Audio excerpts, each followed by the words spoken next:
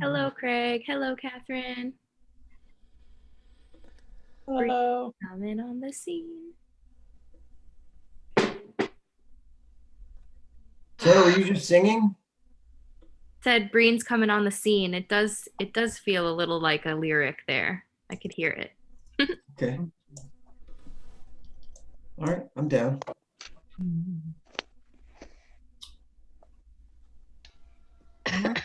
Morning, Michael. Good morning. Good morning. Look at Shane. Hi, Shane. Morning, Bill. It's your God Call with Reverend Bill. You know, you can pick up your phone anytime, and by touching a few of the buttons on it, you can be connected to virtually anyone you know, anywhere in the world.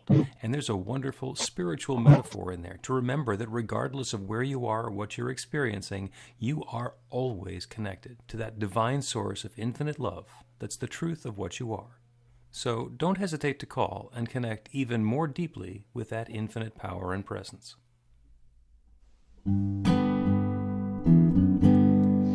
When the night has come, oh, and the land is dark, and the moon is the only light we see. No, I won't be afraid. No, I won't shed no tears, just as long as you stand by me. So darling, darling, stand by me. Won't you stand by me? Won't you stand by me? If the sky that we look upon, oh, should tumble and fall, or the mountain should crumble to the sea, well, I won't cry. No, I won't shed no tears, just as long as you stand by me. So darling, darling, stand by me. Won't you stand by me? Won't you stand by me? So darling, darling, stand by me. Won't you stand by me? Won't you stand? Oh, stand by me.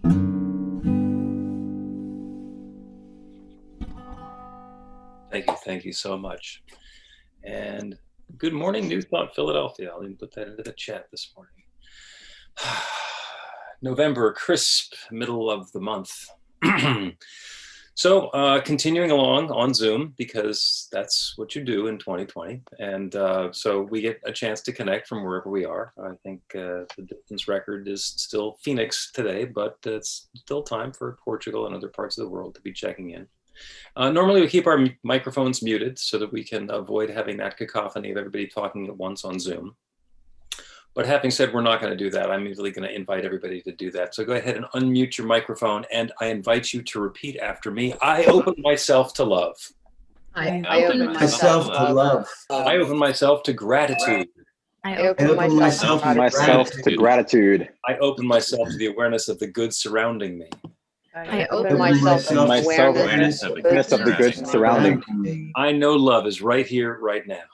I know love No is love right is here, right here, right now. And so it is. It is. And so it is. Great to see you guys today. I'm Reverend Bill Marcioni. Our music today is by the illustrious Adam Webb. And our practitioner of the day, who's going to lead us in prayer and some other stuff, is Breen Rourke, RSCP. Thank you, Bill. Good morning, everyone. New Thought Philadelphia is an open and loving community of spiritual adventurers, as Bill likes to say, welcoming each person to experience their divine nature in an empowering space of unconditional love. So whatever path you've been on, whatever brought you here today to our Zoom, wherever you're going next, we've been waiting for you. We love you and welcome. We believe that there is one power, love, intelligence, or force that creates everything, including each of us, and that we use that same power, love, intelligence, or force to create our lives according to our beliefs, or as we like to say, our new life begins with a new thought. So if you're turn off any extraneous electronic devices. If you're not Zooming with your phone, go ahead and put that on mute, and so it doesn't go off in the middle of the service, and you don't want to be that guy. And we're going to start with the way we start everything, with a practical prayer, and I will lead us in the prayer this morning. So I invite you to just take a moment to settle into the awareness of this very moment now, letting go of any rush to get here or thoughts of what's happening next, and just settle into this moment. This is the moment now that we have. And every now moment is all that we have. And it is all an expression of that infinite spirit, that one power, love, intelligence, force, God, the big easy, whatever you want to call it. It is that one creative power in the universe that creates everything from itself. So we are all each unique and individual creations of that one. Together we are an expression of that one. New Thought Philadelphia is the words, the music, the ideas, the technology that brings us together. Everything, everywhere is an expression of that one infinite power, that one creative intelligence, that one love. So I am grateful for this time together, grateful for this celebration of spirit, grateful for all the bright lights of love that are here today, illuminating us with their presence. So with love and gratitude, I claim good and more good for this celebration, everyone here and everyone listening everywhere. I speak this word into the creative law of spirit, the law that always says yes, and yes since the beginning of time, and always says yes. And so it is. Yay. So why do we do that? Why do we pray? It's not foxhole prayers like, God, please help me. We pray because we know that it works. And now is the time we like to open up for people to share about a prayer work story happening in their lives. So you can raise your hand and wave to us on Zoom and share your prayer work story. I've got one. So I have been working on the idea of expressing more of spirit and spiritual principles and my work as a practitioner into the world, whatever way that looks like. So that's a prayer I've been working on. And then I'm in this big project at work. It's a big project and there's a lot of people working on stuff. And some of us were working, 50, 60 hours a week, a lot of stress, a lot of tension. And there was a subset of us. There was 4 main leads in the project. We called ourselves the Fantastic Four. We used to meet a couple times a week. And one day we were all sort of kvetching and commiserating about how stressful it's been. And I mentioned that even during my meditation practice, thoughts of work were seeping in. And then people were like, oh, you meditate? And we started talking about meditation. And then they suggested maybe we should all meditate together. And so the windup is that last Friday afternoon, I led a meditation at work for 5 people who are on the core project team. And it was very cool. So there's a prayer work story. Sandy. So a week and a half ago, I had a walk with my son, who is 35, and left there worrying about him. I have spent a lot of motherhood worrying about my child. And immediately I contacted the Reverend and a practitioner or 2 practitioners to support me in releasing that and really seeing the highest good for him and living in trust and faith. And I just want to express my gratitude for having people who I can reach out to and who will pray with me. And it really works to do that, because I really found myself, I felt my own prayer really enhanced by the support of others. And I have not been worrying. And that is such a gift for me. Hey, fantastic. Thank you. All right, Bill. I'll do one. I have been doing more practitioner sessions, basically hour-long professional sessions with people as part of my ministry. That's one of the things that I do. And I had an appointment this week for a couple that was going through a really, really rough part in their relationship. And I had a couple of days of preparation. And so I held them and the whole situation in prayer, because what we do in prayer is we get to look a fact in the face and know something better. And I had this whole preparation in my mind for how I was going to go about the session. And by the time the session started, transformation had already happened. And it is absolutely love unfolding and completely transformational. And it's just a complete rush for me. And just an affirmation again about the power of our conscious intention and the power of prayer. Prayer works. Thank you, Bill. Amen. Amen. All right. Now we've got some announcements. I Wait. think Saji had something. Yeah. Oh, sorry. Saji, go ahead. You're on mute. There you go.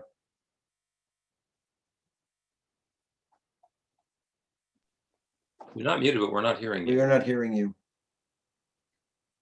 Sorry. Oh. There's a microphone problem.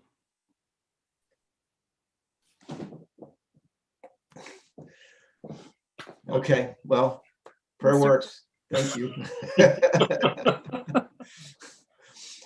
And now we'll go to announcements. Good morning, everyone. Good morning. Save the date for our winter solstice celebration as we rejoice in the return of the light on Monday, December 21st. We'll begin with a silent meditation at sunset, 4:39 p.m., and continue from 5 to 6:30 with inspirational music and sounds, stories, ceremony, and candle lighting, meditation, intention, and prayer. Our special musical guest is the world-renowned New Thought artist, Daniel Nahmad. We do a fun and inspiring community check-in and meditation twice a day, and they're less than 15 minutes, Monday through Friday at 8 a.m. and 6 p.m., Saturday at 9 a.m., and Sunday at 6 p.m. And they're open to everyone, absolutely wonderful. It's the same Zoom meeting as the Sunday celebration.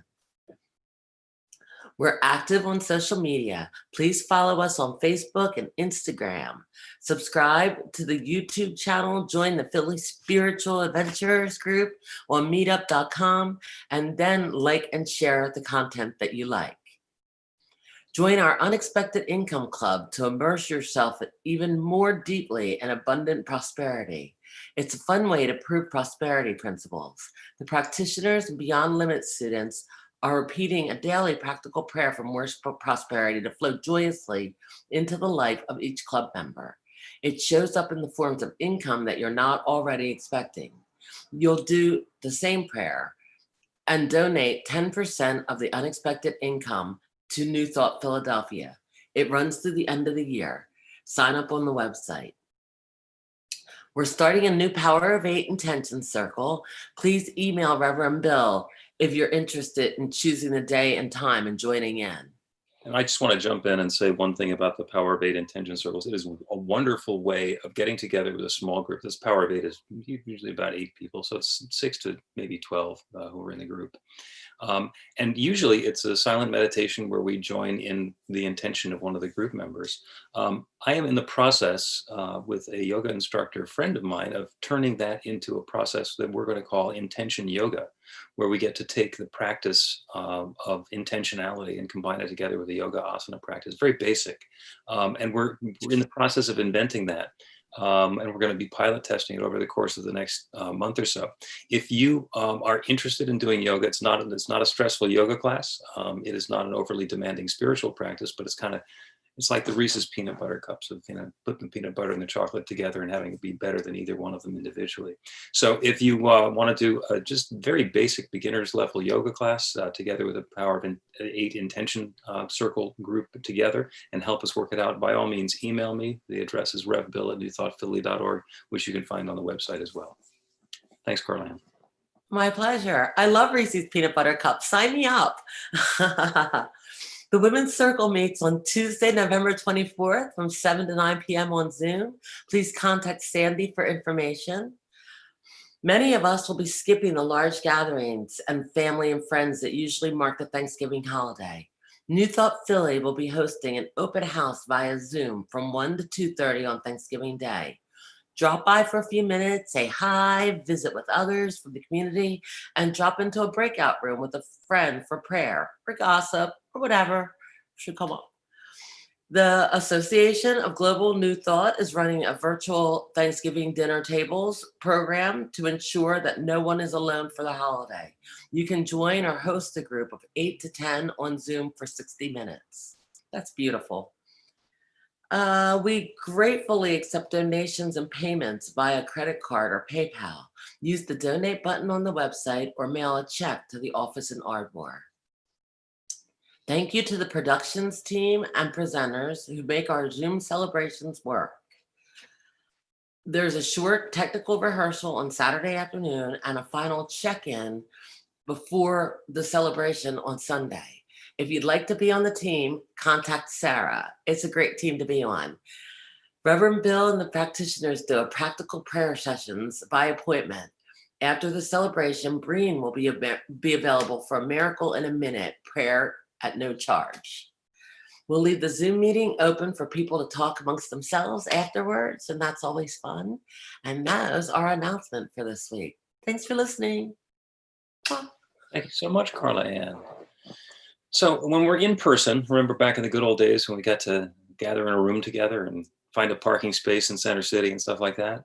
What we would do at this part of the celebration is we will welcome the people who are in the group for the first time. And then we're going to go around, basically go around and hug each other as a greeting. So we're doing that remotely now. If you would be willing to raise your hand if you are here for the first time, and I know we have a couple of first timers, you can either click the raise hand button on the participants panel or just do it in your video, or we will simply know the truth that you are welcome anyway. And everybody else is going to rub our hands together to generate some warmth, to remind us of the love that's available everywhere. That's everyone. Katie, welcome, great to see you. Just rubbing our hands together and we're going to send out the love. You are the bright light of God's love. Thank you for shining your light and sharing your love with us today. And welcome home.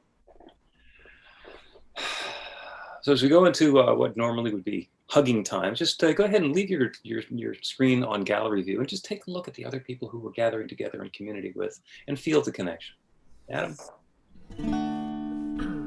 I see love, I see hope, I see a light inside your eyes. And though the world fell down, together we'll rise if we bring love to the fight. You ever try to understand the inner workings of a man who is different from you in every single way? The only similarities lie down beneath the surface of the clever things we say. So open up your eyes and you might be surprised that we all need love and we all need peace.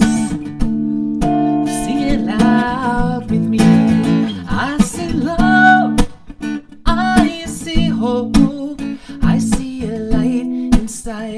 your eyes. And though the world fell down, together we'll rise if we bring love to the fight. Do you ever wonder why hate can survive? Generations teach it from the grave. We could put an end to this and show our children how to coexist and learn to tolerate.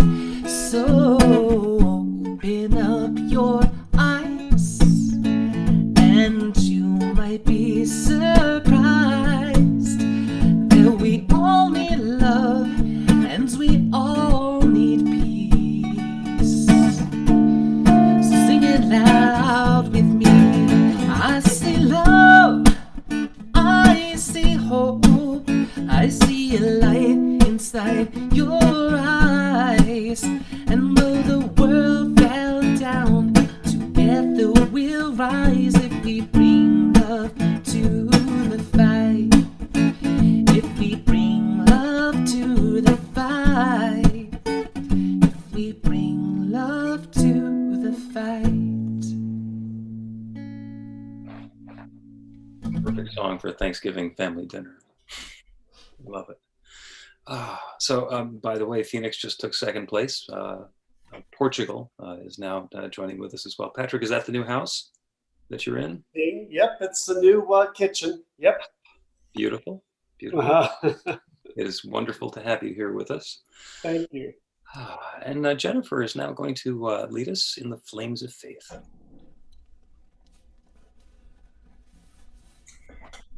We perform this ceremony to acknowledge that all people and all faiths come from the one power, love, intelligence, which we call spirit or God. We honor the richness that comes from our shared diversity and bless the interwoven energy of the divine feminine and masculine. We light the first candle for the Tao, honoring the universal path of harmony and equilibrium, the natural way. We light the second candle for the shamanic traditions, honoring the beliefs and practices of all indigenous peoples, the way of primal spirituality. We light the third candle for Hinduism, honoring the path of knowledge, action, and devotion. We light the fourth candle for Judaism, honoring the ethical path of living by sacred law. We light the fifth candle for all forms of Buddhism, honoring the Four Noble Truths and the path of compassion. We light the sixth candle for all forms of Christianity, honoring the Christ consciousness as the path of love. We light the seventh candle for all forms of Islam, honoring the path of submission to the will of God as the highest calling. We light the eighth candle for the universalistic religion of Baha'i, honoring the path of unity and peace. We light the ninth candle for all forms of new thought, honoring the metaphysical path of mental healing through the practice of universal spiritual principles. As we light the healing candle, please put silently into the light the names of anyone or any place you wish to have experienced the healing flame of God's eternal love.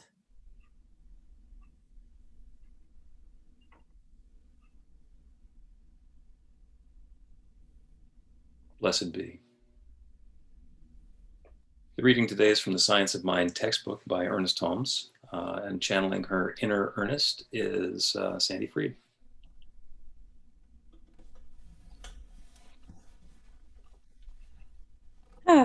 The possibility of spiritual mind healing, changing environment, controlling conditions, etc., through the power of right thinking rests entirely upon the theory that we're surrounded by a universal mind which reacts to our thought and always according to law.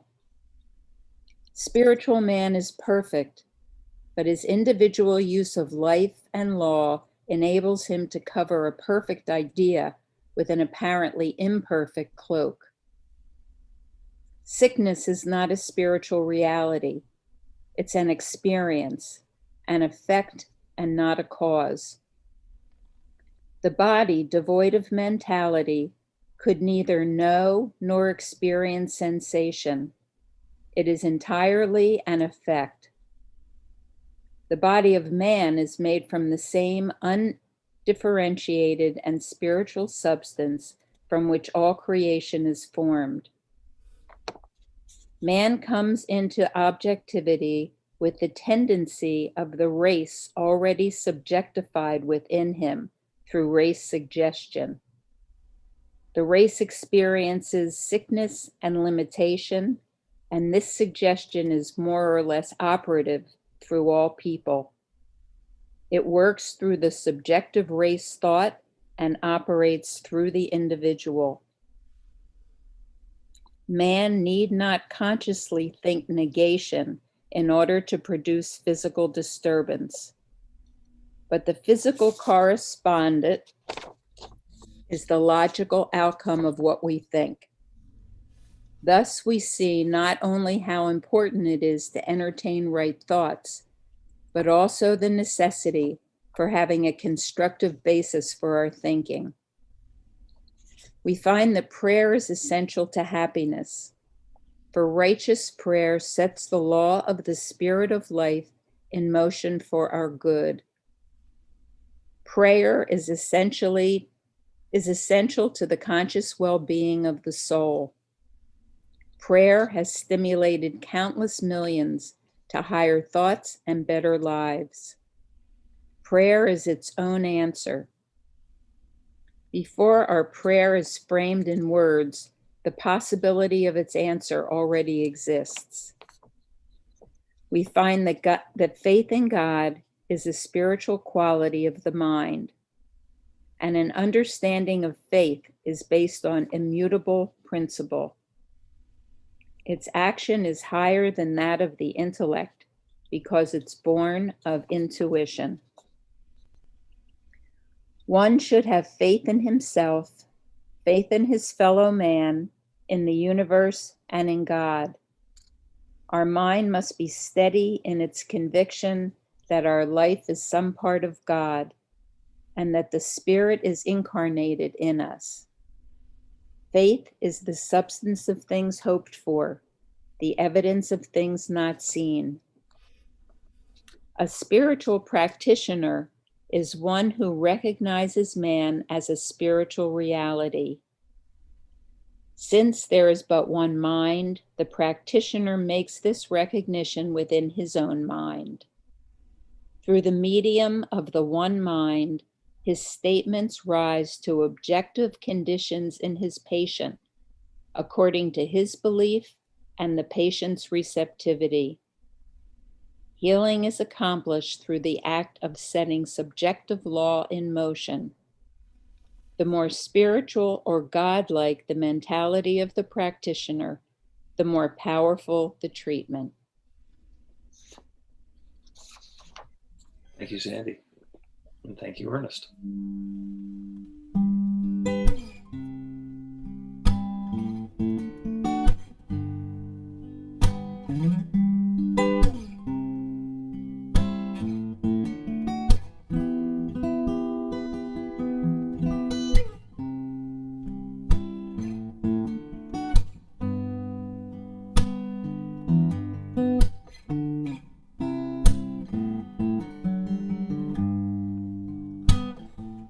I see my flaws, but you just block them out. Tell me I'm human and relieve my doubts.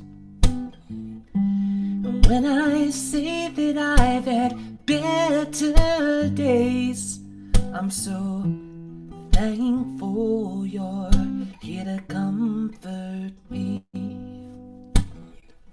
I love the way that you look at me now. You are so beautiful. I'm so thankful I even know you at all. La da da da da da da da.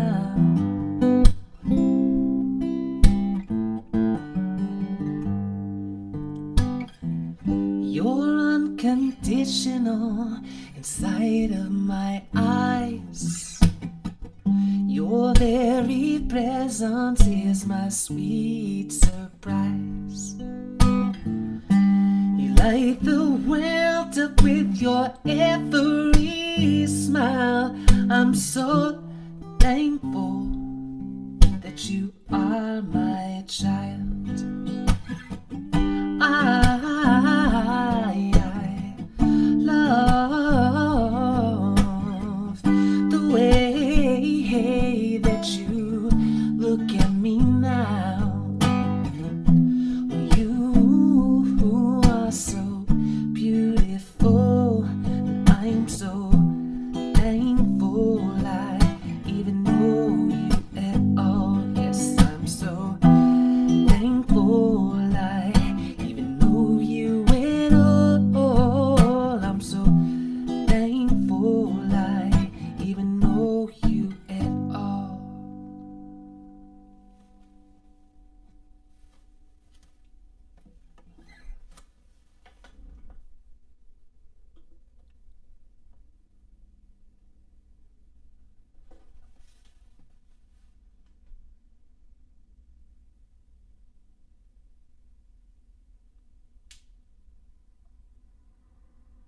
All right, I've been unmuted, so I guess I'm supposed to just start.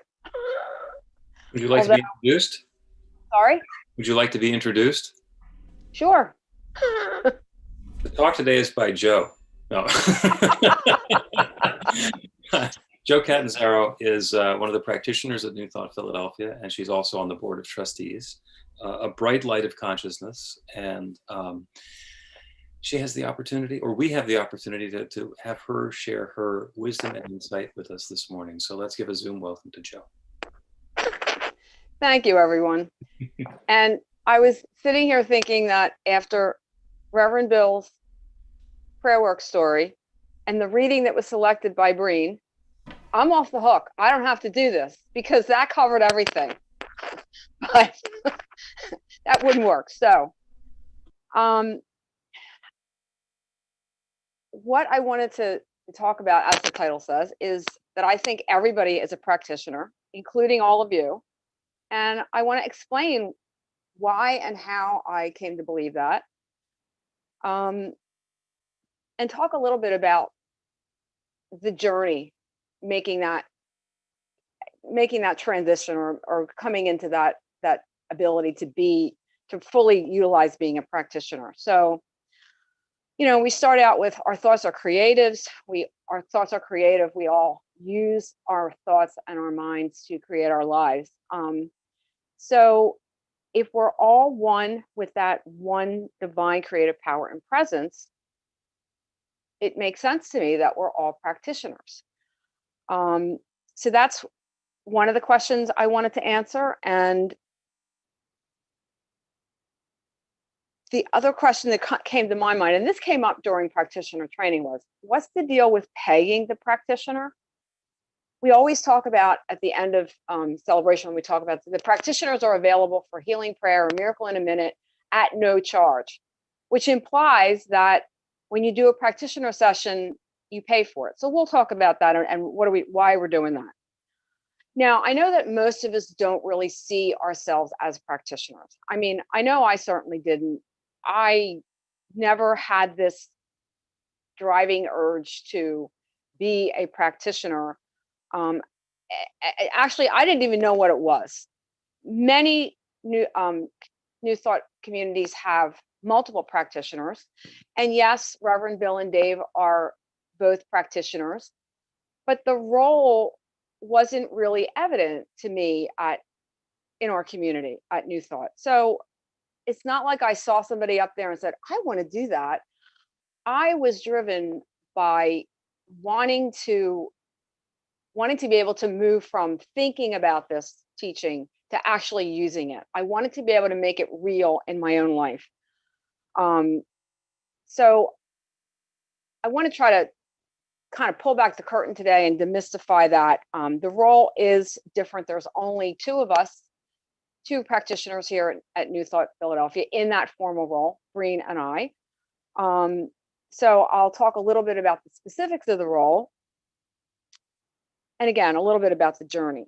So I started coming to New Thought Philadelphia, and I've been studying and reading about the philosophy and the teaching for a long time. But coming to community really made it real for me.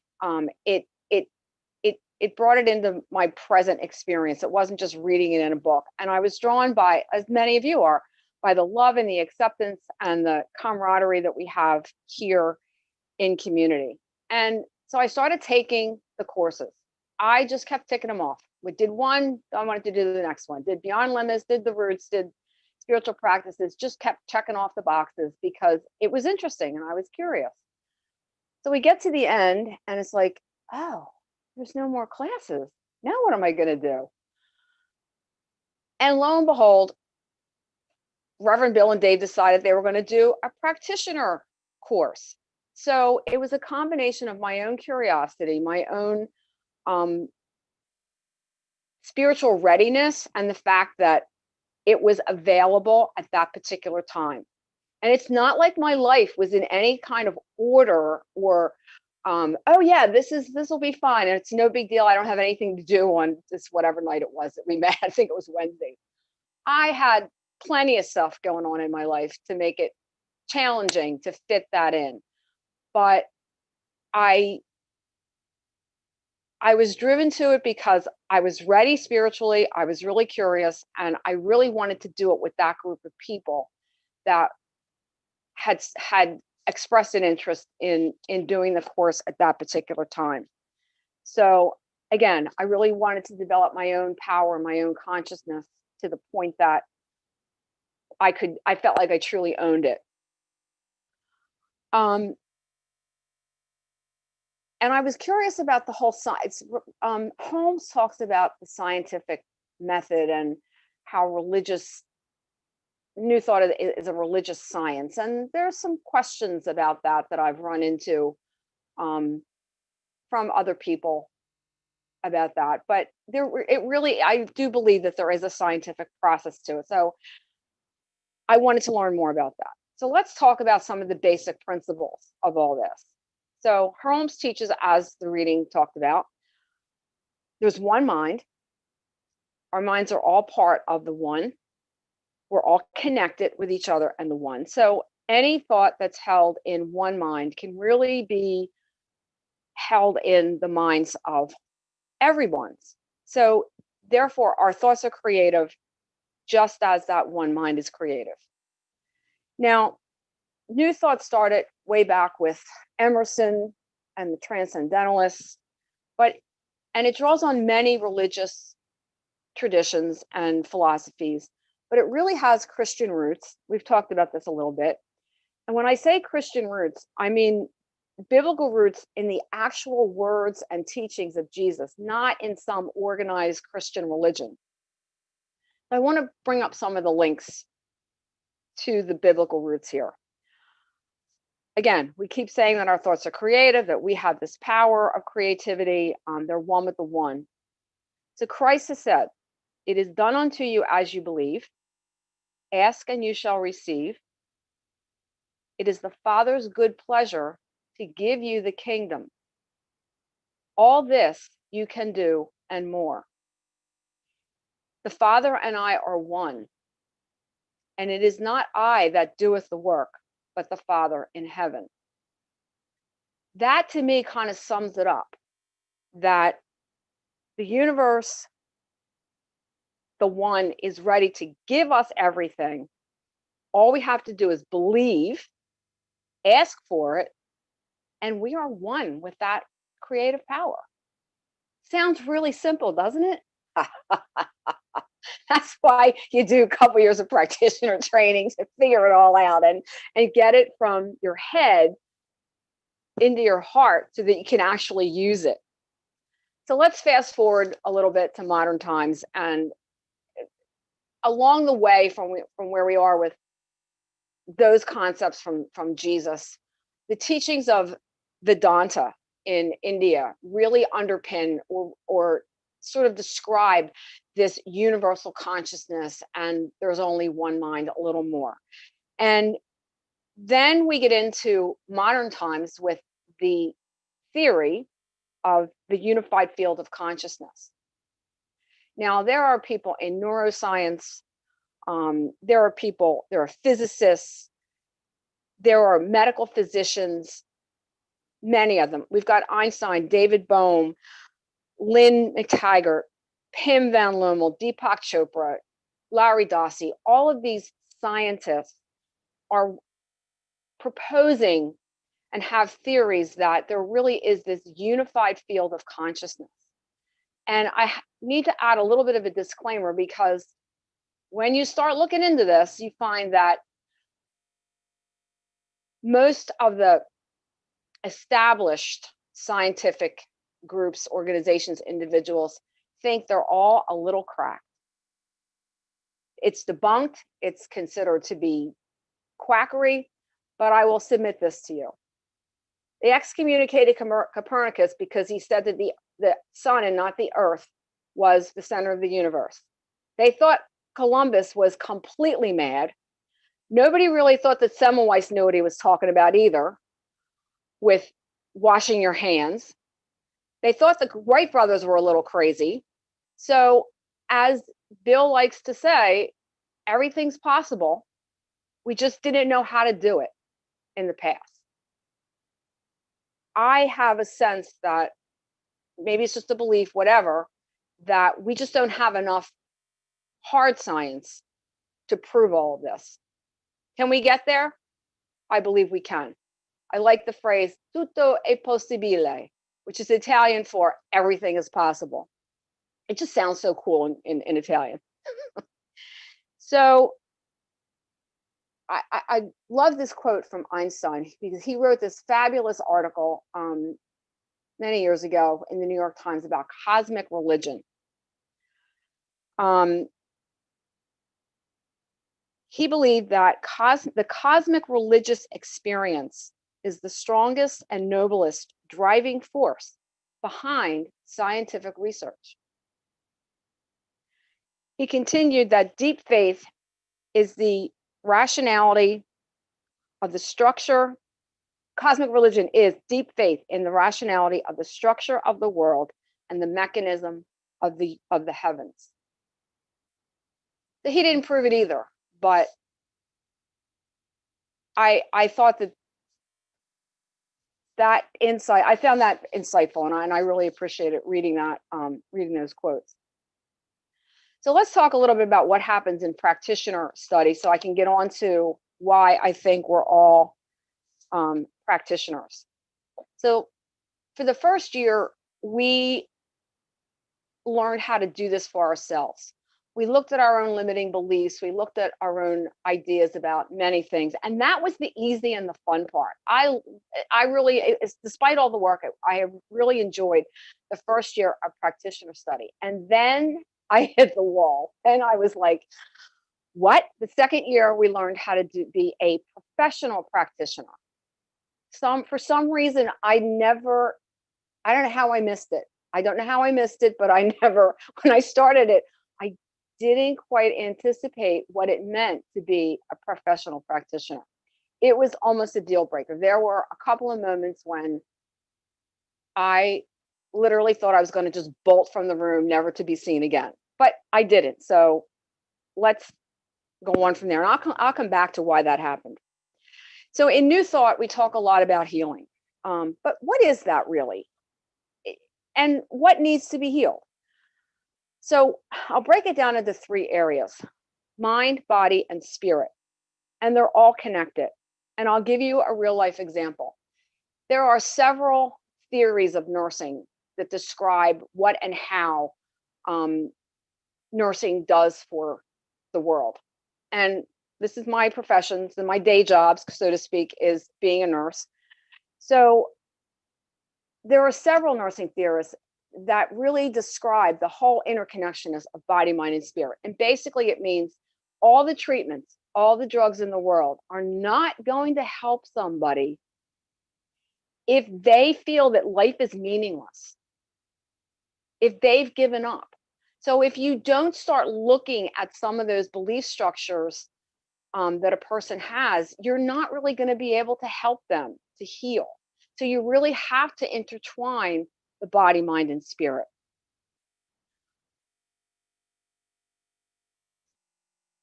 Which leads me back then to that question of what is health and what is healing? The word health comes from the Old English word how, which means whole. Again, we're led back to looking at the individual as a whole person, not just a body, not just a mind, and that the spirit is also a key component. So physical healing is really only a component of complete healing. So if we're sick, if we need some kind of physical healing, there's any number of places and practitioners or clinicians that we can get help from. Doctors, chiropractors, herbalists, functional medicine, Chinese medicine, lots and lots of specialists. It's pretty easy. We know where to go for that. If we need mental healing, we look for a counselor, we look for a social worker, we look for a psychiatrist or psychologist. Again, that's pretty clear.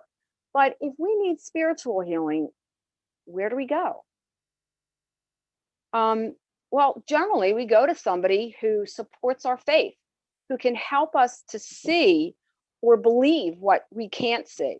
And clergy from all different denominations do spiritual counseling.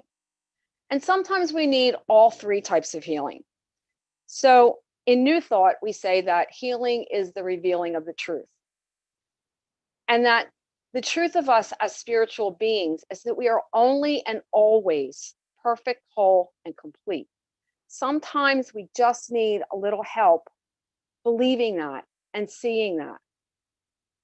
So this is where your professional practitioner comes in, because practitioners can offer spiritual mind treatment. So what's that? Say this prayer, 10 affirmations, and call me in the morning? Not exactly. Bill pretty much described it in his description of that session he did for the couple, where you prepare yourself, get a little bit of an idea of what the problem is. You meet with that client, you have a discussion and a conversation about what's causing the distress or the upset, and you identify the yeah buts. You identify the thoughts and habits, the accumulated life experience that is setting up the limiting beliefs that's blocking you from seeing that spiritual truth that we're really perfect, whole, and complete. So if the practitioner's mind can see that truth of the individual, and it's all one mind, then we don't have the limiting beliefs. So my mind doesn't have your limiting beliefs, and therefore it's easier for me to see that spiritual truth of a client.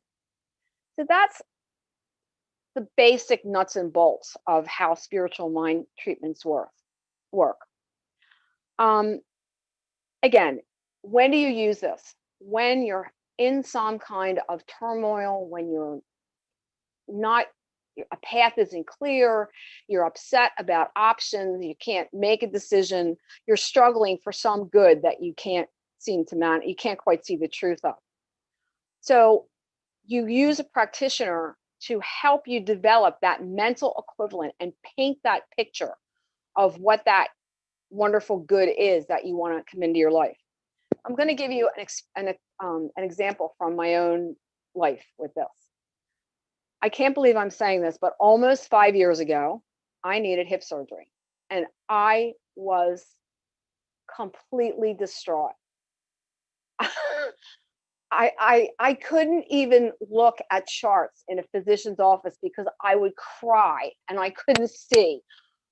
It didn't make any sense to me. It was completely irrational, but I could not get over this overwhelming fear. Rationally, I could say, yes, here's the very tiny percentage, the tiny probability of something going wrong. here's the bigger percentage of everything going right. And I could not see that at all. I was fixated because in my experience, most of what I had to deal with was the stuff that went wrong. So I did a number of things besides seeking some practitioner help. And both Reverend Bill and Dave were extremely helpful with this. I am convinced that I would not have gotten over that without them. The one thing that was really helpful that Bill told me was to think of, imagine the most good, the most perfect outcome that I could think of, and then add 10% more. And that made it so much easier. And suddenly I could pivot and I could refocus on that. And that's the benefit and the beauty of seeking a practitioner, because they're not clouded by all your own fear and your own distrust and anxiety. So I started this talk with some questions that I promised to answer. Number one, why do I think we're all practitioners? And why did I almost run away at the thought of being a professional practitioner? And that really comes down to defining the difference between a practitioner and a professional practitioner. It was, a practitioner does what we just described. You can create that mental equivalent. You can create that intention. You can use your thoughts creatively to change your own life. So in that respect, we can do that for ourselves. We are all practitioners. What terrified me was doing it for somebody else. My limiting belief was that I wasn't good enough to do that. Who the heck was I to think I was so great that I was going to be able to do this? And what changed my mind was that realization that I was already doing it. I already was a practitioner. If I could do it for myself, I could do it for others. It's kind of like, yeah, if somebody's bleeding from a laceration, we all know what to do to stop the bleeding, but we're not going to do our own stitches. We're not going to take our own, our own suturing. That's when you go to an expert. So that's an analogy for how I started to look at the difference between a practitioner and a professional practitioner.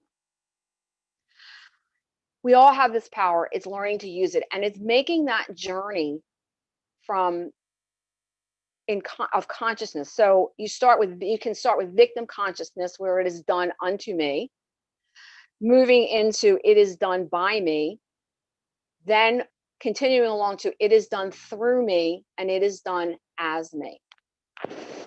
And the practitioner becomes that channel. I think that was also a key realization for me, because Ernest Holmes talks about it in his writings, that it's not the practitioner or even the professional practitioner that themselves that truly make the difference. It is their channeling, their ability to connect with the one, use that as the source of the power, and transmit it, channel it to the individual.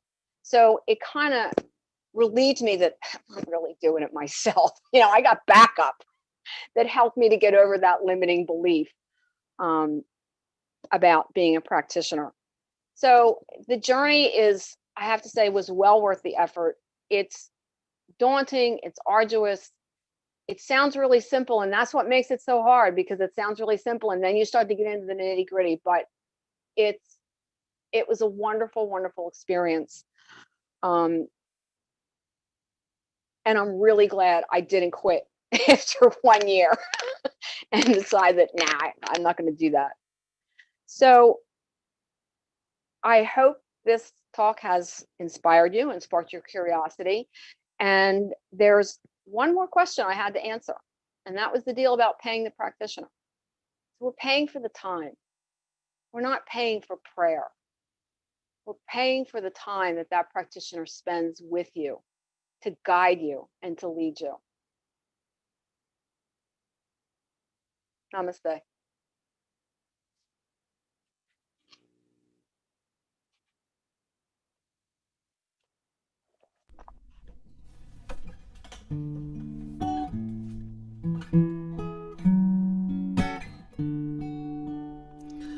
Open up your heart and let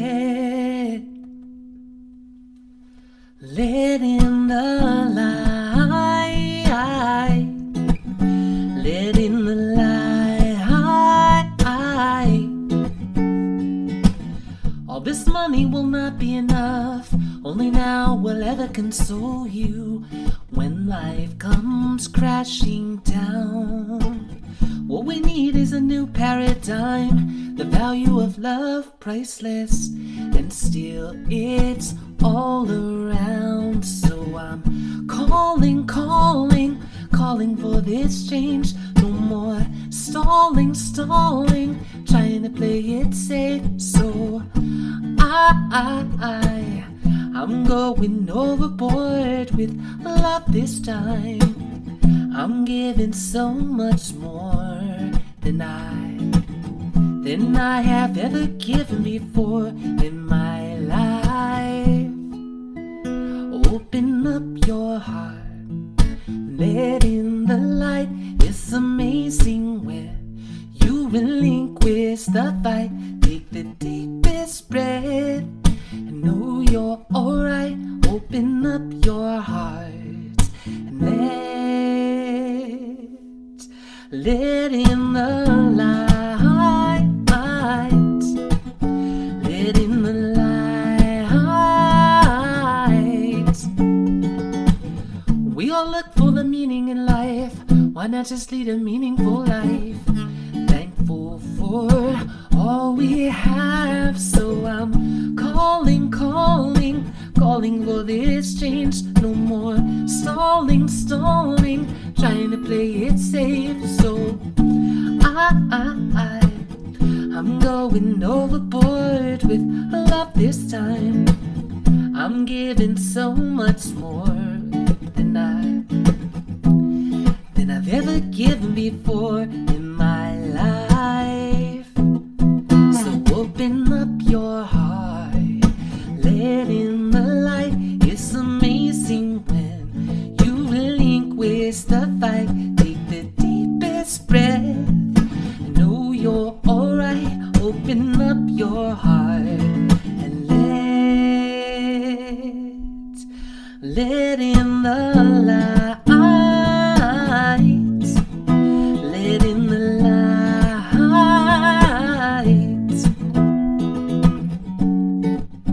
Every breath is a gift we've been given. Oh, we could use it to remind us that we're living.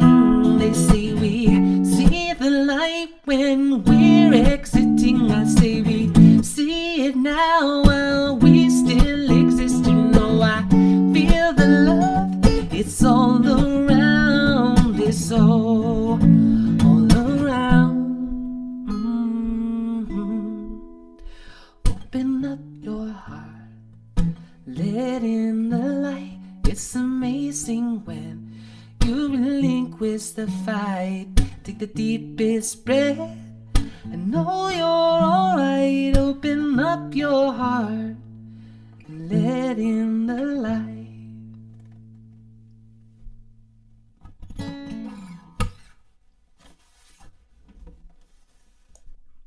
Oh, thank you, Adam. That was beautiful. Thank you so much. And thank you, Joe, for that wonderful talk. That was great. Brought me back to our first year of practitioner training. Good times. So we're going to take a little time to do some meditation now. And I want to try to pull all this together because there's just so much great stuff, and it's tying right in with Adam's song and opening up our hearts and the idea of everyone's being a practitioner. So we're going to take that into a little meditative practice. So I invite you to wherever you are to get comfortable, perhaps sit up straight, put your feet on the floor, make sure your back's straight, and just relax into this now moment. And close your eyes or allow them to go to a soft focus. And take a nice deep breath, breathing in fully. Exhale fully, and just relax. And just be here now in this moment. We'll take a series of 3 deep breaths. Breathing in fully, hold for a moment, and then exhale fully and relax. And breathing in, hold, and exhale. Breathing in, hold, and exhale. Once more, breathing in, hold, and exhale. Just relax. Allow your breathing to return to a gentle, even pace. Bring your attention to your heart center, your solar plexus, your sternum, the middle of your chest. Feel that energy concentrate there. And open up your heart. Let in the light.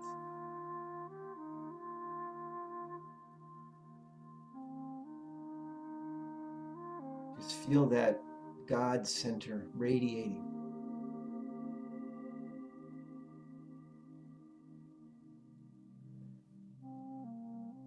So it's said that we can pray generally for 5 things: for health, wealth, spirit, love, and work or creative expression. Those are the 5 areas that most of what we are looking for in life settle into.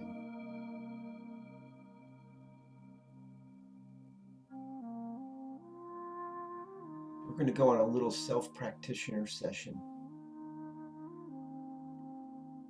and invite you, without too much thought, don't overthink it, just find one area in your life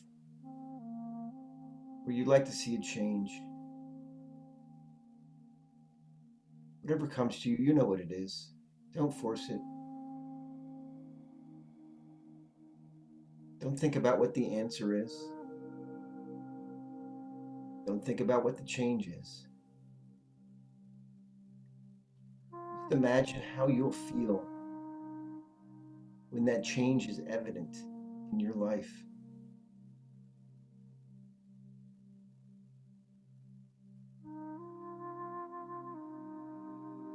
And know that everything is possible.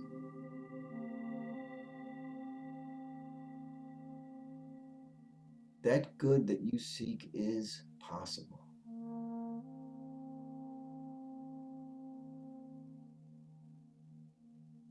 So as we go into the silence, feel that possibility, that heart center, knowing good is at hand. Take into your mind this mantra: everything is possible.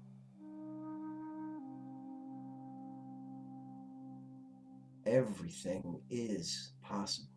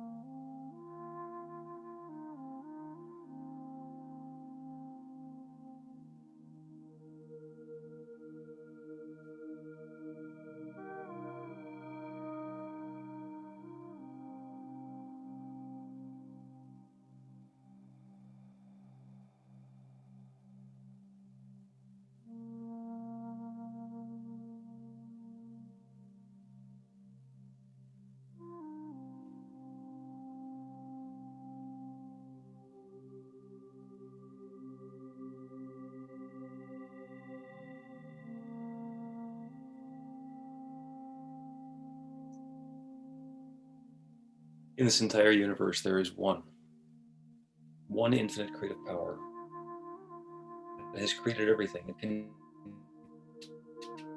create everything. It is infinite possibility and potential. Anything is possible. This one creative power that started with nothing but itself and the intention to create this manifest universe and everything that exists, from the farthest galaxy to this next breath that each one of us takes, everything is that divine creative power shared in its own specific and special way, taking particular form. And that's the truth of everything. That's the truth of me. That's the truth of each of us. We are each expressions of that infinite creative power taking specific form as us. So all of the good that's available anywhere is available everywhere, and is available right here and right now, to and through and in and as us. So on behalf of each one here, I claim this experience of good and more good and more good in whatever form we're inviting. Each one of us a focal point of that conscious creative power, inviting that new experience, allowing it to be created as and through and for us. And it shows up as health and vitality in our physical being. It shows up as prosperity and richness and abundance in our finances, in our activities. There is no lack or limitation. There is certainly abundance. It shows up in our relationships, in our love with our intimate relationships, with ourselves, with our family, with our neighbors, with friends, with fellow community members, colleagues, fellow citizens. It shows up as rich and fulfilling work, the ability to express ourselves creatively, and to have that creative expression so deeply appreciated that we are generously compensated for it. And it shows up as a deepening spirituality as we invite the awareness of spirit. It fills us more deeply. So for each of us inviting any of these things, for all of these things, there is now more and more of this good coming into our experience. I'm so grateful for it. I'm grateful for this practice, and it is simply the practice that makes us a practitioner. Whether it's a professional practitioner, a personal practitioner, a lay practitioner, a beginning practitioner, or somebody who's just understanding for the very first time what it might be to get into the practice. So for each of us individually and all of us together, this good is already unfolding, and for this I am deeply, deeply grateful. Thankful for the wonderful stories that are coming about as this newness comes into our lives, grateful for the awareness of the creative law and the ability to activate it, the ability to speak this word of intention into that law and know without doubt, question, hesitation, or delay that this is even now coming about. This good is unfolding now. And so with gratitude for this good, I speak this word of intention. I release it into the same law that has always said yes. And know it again as saying yes. And I let it be. And so it is.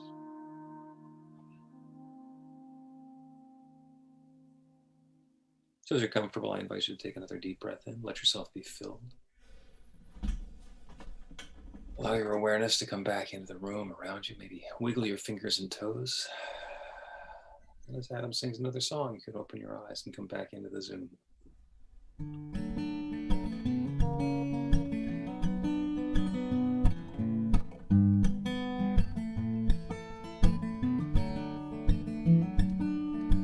I settle down when I see the stars.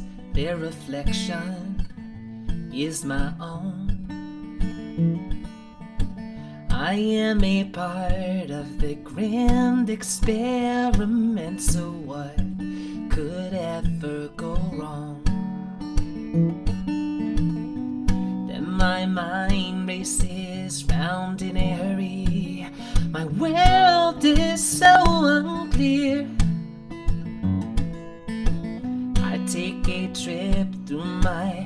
past inner worries. Who am I if I am never here? So won't you bring me back to where I know I do come from? My home is waiting for me now. It's where I sing this song. Whoa.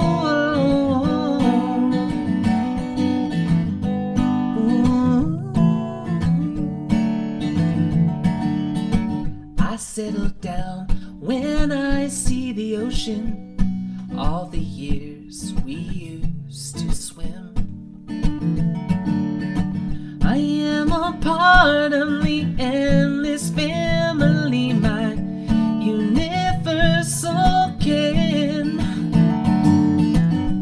Then my mind races round in a hurry.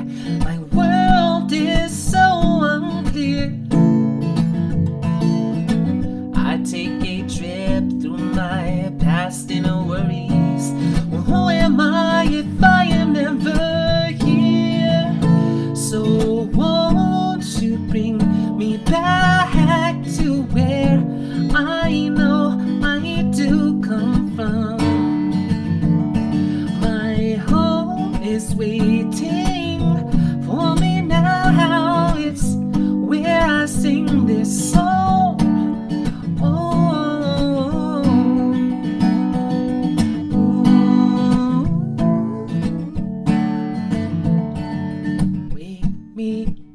So I can see the world in front of me.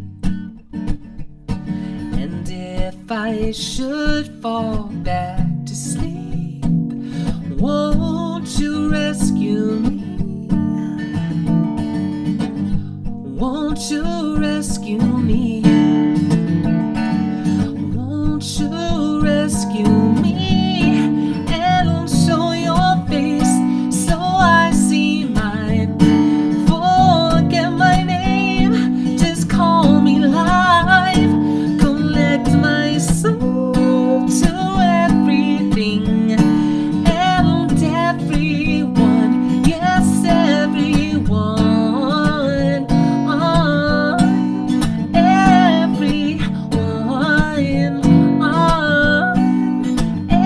Everyone. Yes, everyone.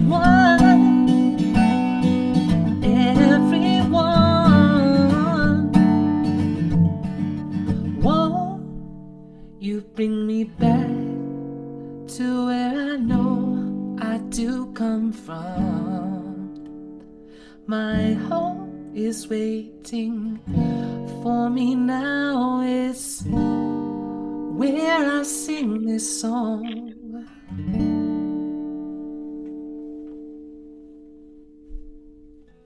Thank you, Adam. So we spent an hour or so tilling the soil and planting some seeds, some ideas, some meditations, some thoughts, some inspiration. And now it's an opportunity to for you to share if there's something that's germinating. Is there something that's popped up above the soil that you'd like to give voice to? Just raise your hand and share along. Dina. I'm raising my one hand. Wow, Joe, that was so awesome. Reverend Dave and I started in practitioner training together like a million years ago. And I did run out of the room the first the second time, when I actually finished, I had that experience that you talked about where it's like, how can I do this? I remember being on the platform in Princeton, New Jersey, where I would be in some kind of foul mood and have to be the practitioner of the day. And it's like, I don't get it. How am I going to do this? And the words about being a channel, we don't have to be perfect. the ministers don't have to be perfect, and they're not.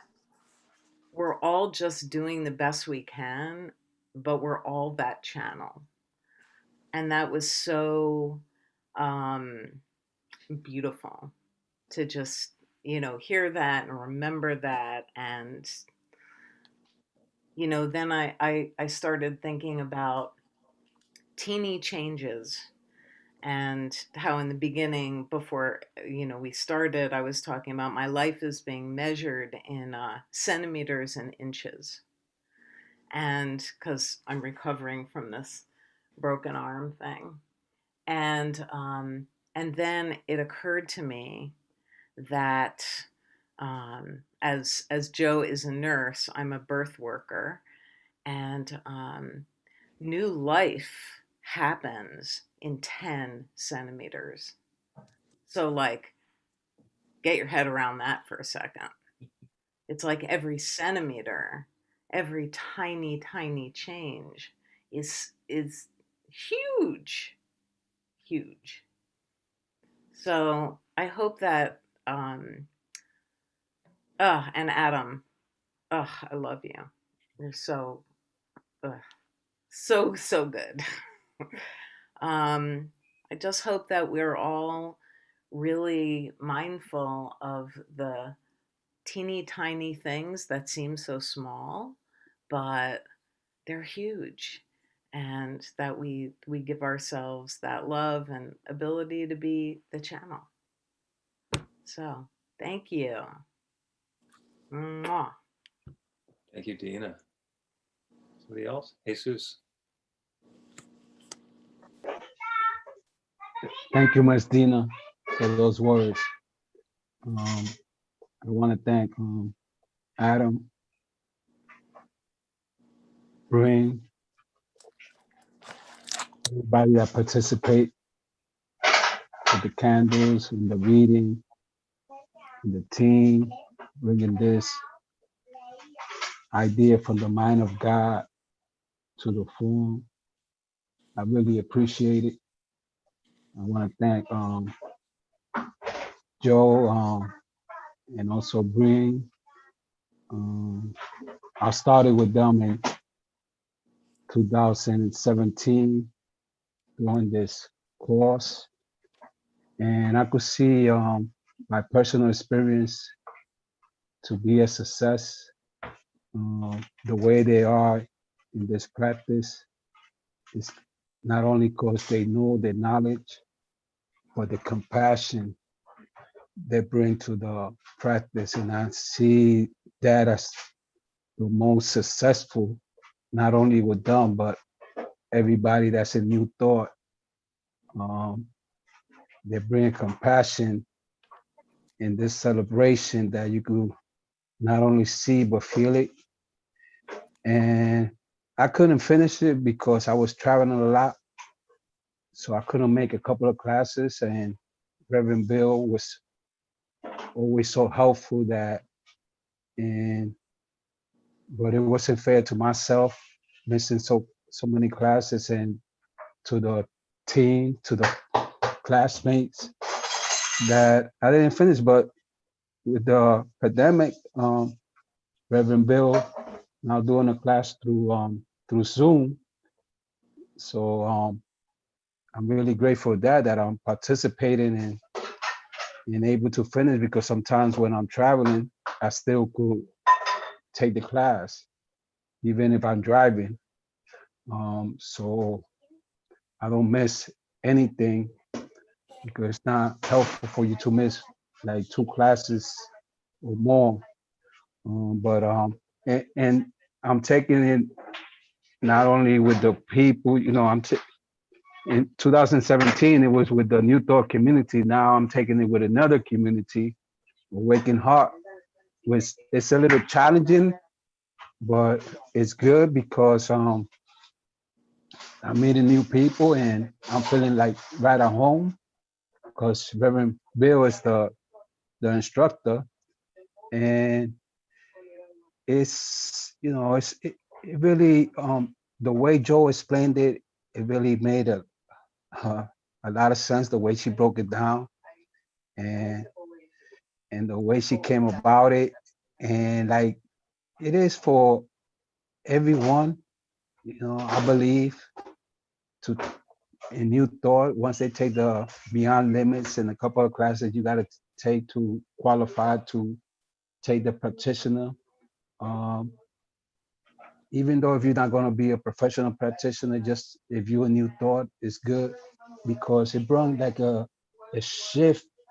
It brought my brains to my heart, and it brought my heart to my gut. That's the shift that is happening in my life. You know, you don't see things like the normal self. You know, you don't reason. You use more your heart, your intuition to brings you more clarity to your life. So thank you, Joe. Thank you for that talk, and Breen, you know, really appreciate what you're doing. Thank you. Thank you, Jesus. I have something to share. Okay, I want to see if Saji's mic is working first, and then Amy, and then that's all we have time for. Does it work? It's working. There we go. Thank God. Thank God. I'm glad you're still in your pajamas too. Yeah, thank you. Because like you don't know how many times like I consider these meetings. I'm like, oh my God, am I gonna go in my room? Am I gonna be that person? Like I really don't want to miss it. So well, good. You made me feel better. Thank you. Great. Thank you all for like bearing with us as we come as we are. But yeah, this was a really wonderful session. I got so much out of it.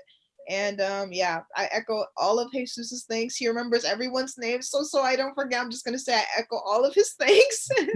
But in the what you were saying about like in being a practitioner, you recognize that everyone is a channel and stuff like that. Like that is so, I don't know, it's like chicken soup for me to like listen to and hear, because like in this quarantine I've gotten like really close to someone who was very like curious and investigative about me and my experience. And I've like dealt with like a number of, I guess not, I wouldn't say mental health issues, but I've sought mental health professionals, right? And like they throw labels at me, right? It's okay, right now you have generalized anxiety. Right now you have depression, like, you know, just different things. So they compound, and I have a history of knowing what those labels are. But what I've known for myself since I was younger is like, I'm very sensitive. So I can't watch certain things because I'm going to cry. I cannot watch like, you know, the news sometimes because it's going to make me cry. I cannot listen to people's like really stressful stories like I was earlier in quarantine, because like my body will like start to have a stress response. So like I am 24, but I got shingles listening to somebody's like really stressful story over and over. It's like, wow, like my body sometimes like behaves like a geriatric, but like I things affect me super strongly. So I remember like making a prayer, like a couple, like I sort of lost track of time. So it was tail end of October, beginning of November. It's still sort of beginning mid-November. But anyways, the prayer was like, God, thank you for this awesome conversation. Like this person gets me. I really feel vindicated. You know what I mean? I even feel like, you know, some of those like mental like labels or whatever I got, like I sought them as a vindication because I was feeling so guilty for like the way that I move around the world. You know what I mean? Like I need them to know that I'm not acting. I'm not trying to be less than. I'm like really impressive in some ways, but I sort of like am inflicting myself with like, you know, a whip because I still don't feel like enough. You know what I mean?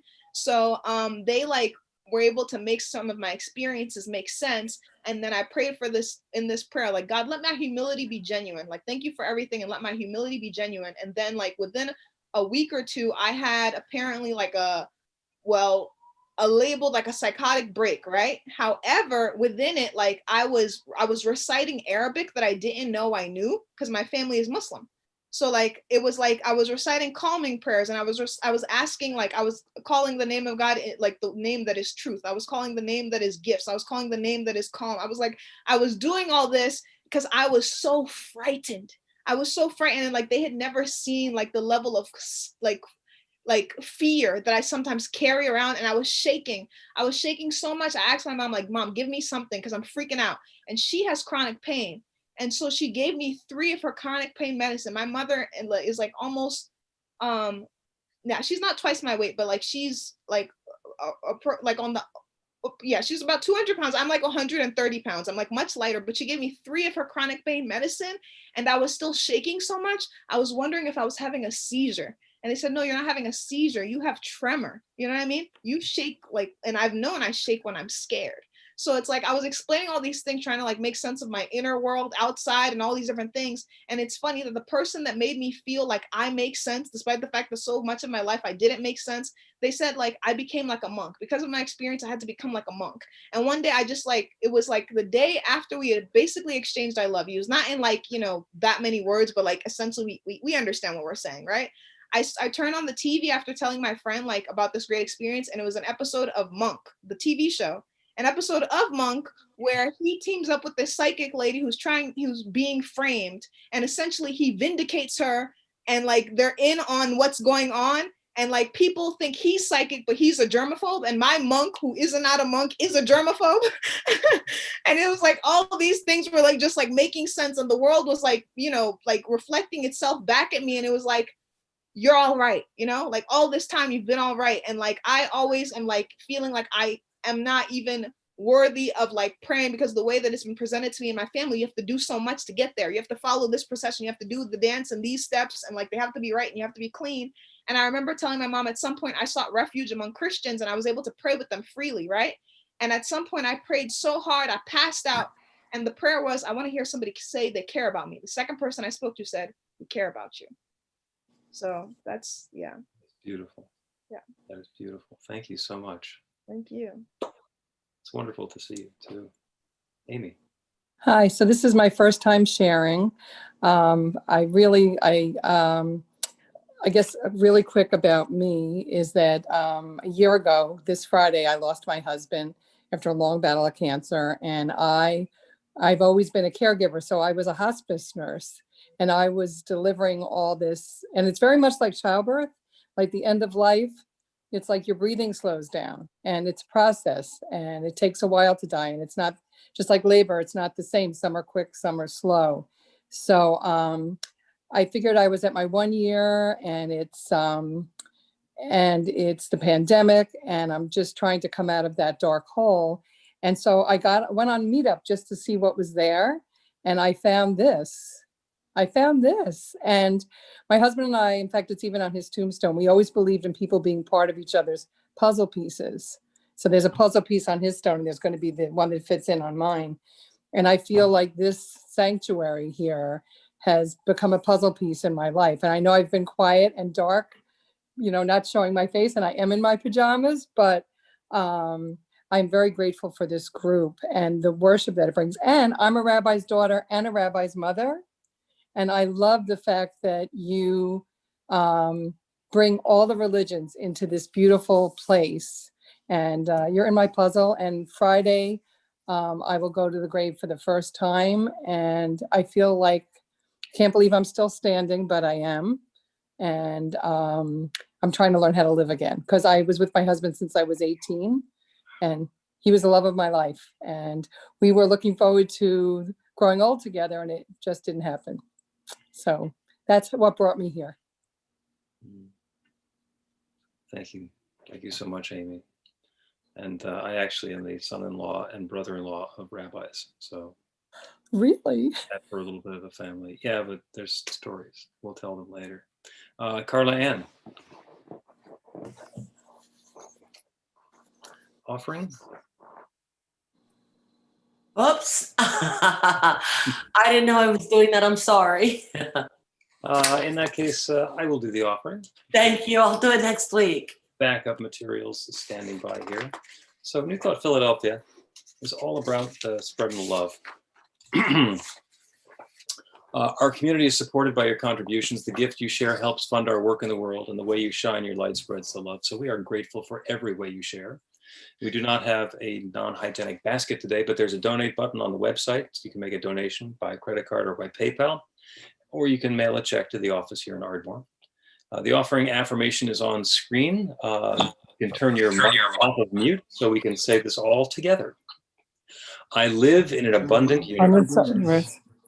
I am one. I am one with the I'm one infinite with the infinite source of all good. I am a center of Center of conscious Center of prosperity. Enjoy the Joy richness is of rich. life. The richness of life. I bless my share gift. Bless my with gift. I gratitude. share my gift. Share my gift My gift. into joy. I know that as Know that as I give, I do receive. you receive. And so it is. Amen. Amen. Good time for one more song. So thanks again, everyone, for having me here. This is, as a musician, nice to have people to sing to, and especially people that understand what I'm trying to write about.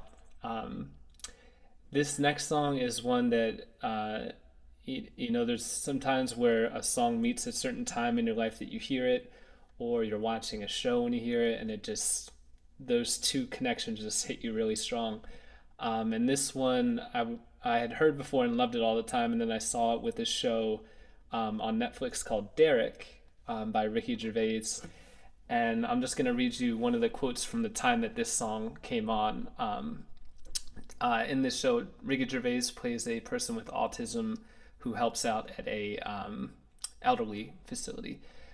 So it's kind of the ending of the show, and then this song comes on. It says, "She'd tap me on the head and it'd make me feel better straight away, like magic. And she'd say, 'Kindness is magic, Derek. It's more important to be kind than clever or good looking. I'm not clever or good looking, but I am kind.'" And it just, you know, I don't cry often to music, but when that happened and this song came on, I teared up. So this song is "Fix You" by Coldplay.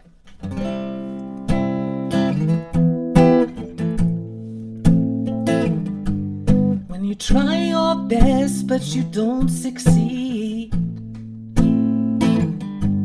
when you get what you want but not what you need, when you're so tired but you still can't sleep, stuck in reverse,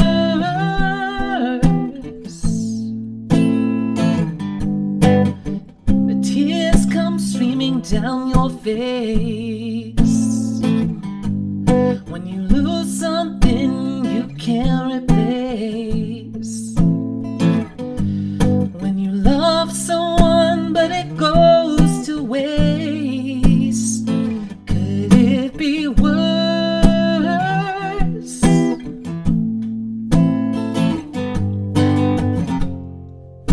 And lights will guide you home and ignite your bones, and I will try to fix you.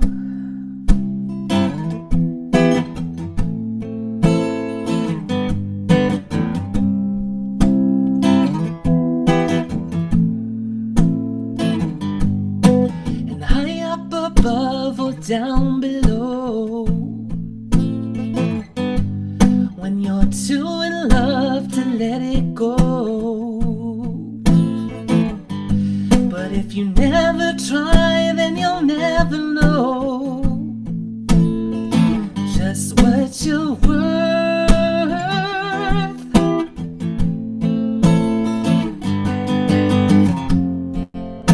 And lights will guide you home and ignite your bones, and I will try to fix you.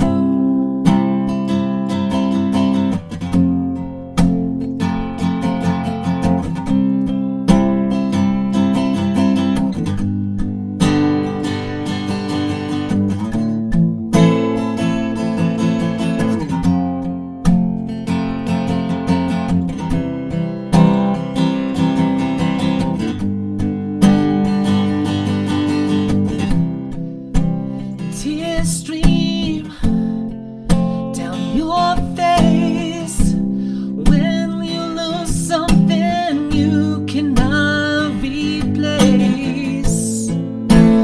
Tears stream down your face, and I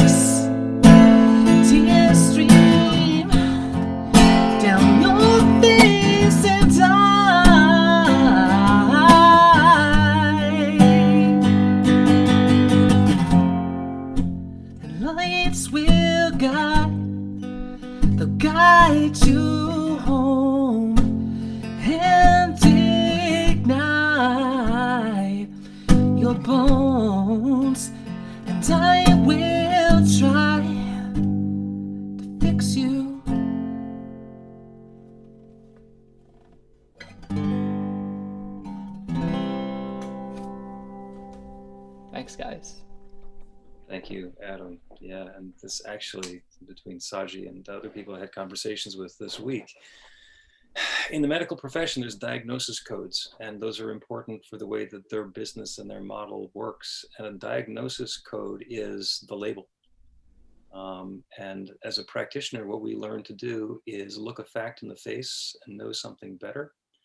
And those labels are the facts, and we just get to look beyond the facts. So that's kind of the way the whole thing goes together. Thank you all. Thank you all for being here. What a wonderful, inspiring morning. Go ahead and we will close with a cacophony. I invite you to take your mic off of mute and repeat after me. I am love. I am love. I am love. I am light. I am Light. I'm light. I am healing. I am healing. I am healing. I let my light shine. Let my light shine. I let the love flow. Let the Let the love flow. And so it is. So it is. So it is. All so much. Next week, an attitude of gratitude. If you're making plans for the holidays, make sure that you plan to be safe. Stick around for a conversation after if you'd like. Hey. This was great, everybody.